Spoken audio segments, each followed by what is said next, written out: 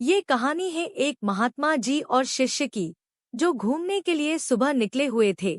नदी किनारे देखते हैं कि एक मछुआरा मछली पकड़ रहा है। गुरुजी तो आगे निकल गए, पर शिष्य मछुआरे के पास जाकर बहस करने लगा कि हिंसा क्यों करते हो। मछुआरे ने शिष्य को समझाया कि भाई मेरे गले मत पड़ो, मेरे काम के बीच में मत आओ, मुझे अपना काम करने दो। शिष्य ज्यादा बोलने लगा, उनसे बहस करने लगा और झगड़े पर उतर आया। महात्मा जी उसके पास गए, उसको हाथ पकड़कर वहां से लेकर गए। महात्मा जी ने शिष्य को समझाया कि तुम इस झगड़े में क्यों पड़ते हो, जिसको दंड देना होगा वह दे देगा, तुम इन सब के बीच में मत आओ। शिष्य ने कहा, दंड कहाँ मिलता है, लोग गलत काम करते ही रहते हैं। महात्मा जी ने शिष्य को कहा, शांत हो जाओ।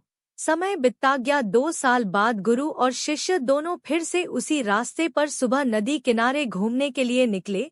एक सांप अपनी जान बचाने के लिए जमीन पर संघर्ष कर रहा था और चींटियां उसे नोच करके खा रही थी।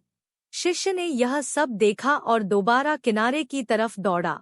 गुरुजी ने फिर से शिष्य को रोका, उसका हाथ पकड़ा और कहा, अब बीच में मत फंसो, यह प्रभु का न्याय हो रहा है। शिष्य ने कहा, गुरुजी यह आप क्या कह रहे हैं। गुरुजी ने कहा, 2 साल पहले हम यहीं से निकले थे, याद करो शिष्य।